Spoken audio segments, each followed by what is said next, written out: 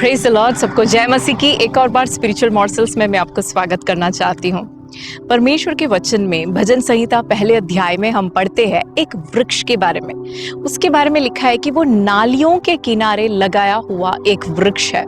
वो एक जंगली वृक्ष नहीं है, वो कोई ऐसा पौधा नहीं है जो अपने आप उग के आया हो। उसके बारे में ये लिखा है कि उसको नालियों के किनारे लगाया गया है, किसी ने सोच समझकर उसको वहां लगाया है।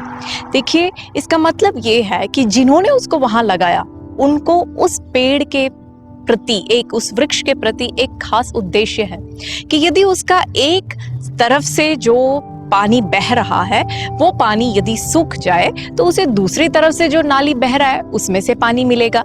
जो भी हो, उसका उद्देश्य ये है कि पूरे साल भर इसके पत्ते हमेशा हरे रहे, इसके पत्ते मुरझा न जाए। यदि ऐसा हो तो इसके लिए जो समय नियुक्त किया गया है उस समय में ये फलवंत होएगा, ये फल उत्पन्न करेगा। यही है उसको लगाने वाले का उद्देश्य।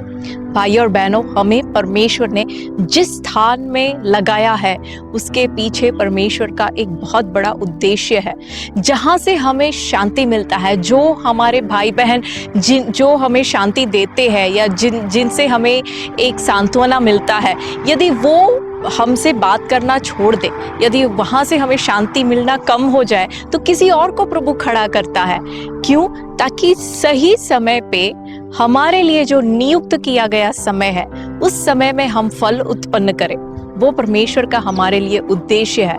लेकिन ये सब हमारे जीवन में सिर्फ तभी लागू होगा जब हम उस पहले आयत में जिस व्यक्ति के बारे में लिखा है उस प्रकार हम जिए।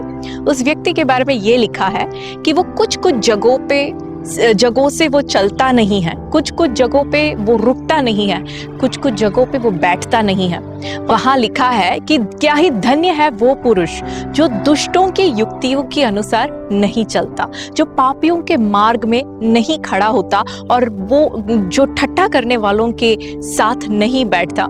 कई बार भाई और बहनों, सोच के देखिए हमारे जीवनों में कितनी बार हमने ऐसे युक्तियों को हमारे जीवनों में अपनाया है जो परमेश्वर के वचन के विरुद्ध है। कई बार हमारे जीवन में इतनी बार ऐसे हुआ है, हम सोचते हैं अरे कुछ नहीं होगा, मैं पाप नहीं करूंगी, मैं पाप नहीं करूंगा, ये तो मेरे मित्र है, मुझे इनको साथ तो देना होगा। कुछ रेस्टोरेंट्स में हम जाते हैं, कुछ लोगों के साथ जाके हम खड़े होते हैं, हमें लगता है हम पाप नहीं करेंगे। लेकिन पहले कुरिन्थियों 10वें अध्याय के 12वें आयत में पौलुस हमसे यूं कहता है, इसलिए जो समझता है कि मैं स्थिर हूं वो चौकस रहे कि कहीं गिर ना पड़े।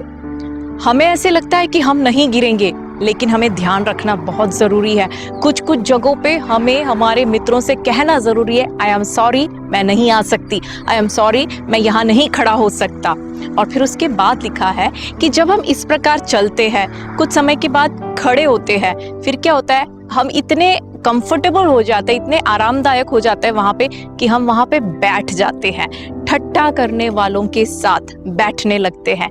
जब ऐसा हमारा लाइफस्टाइल हो जाता है तो कई बार हमारे जीवनों में परमेश्वर के जन, परमेश्वर के दास लोगों के खिलाफ ठट्ठा करने में हमें कोई शर्म नहीं आती। हमारा लाइफस्टाइल ऐसा बन जाता है। भाई और बहनों, हमें अपने आप को जांच के देखना जरूरी है।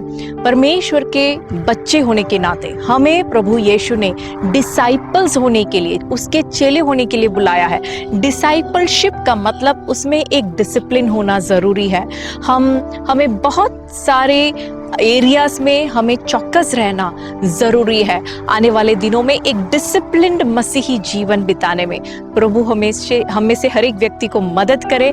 मैं आशा रखती हूँ कि हम सब प्रभु यीशु के डिसाइपल्स होके जिए। प्रभु आप सबको आशीष दे। God bless you.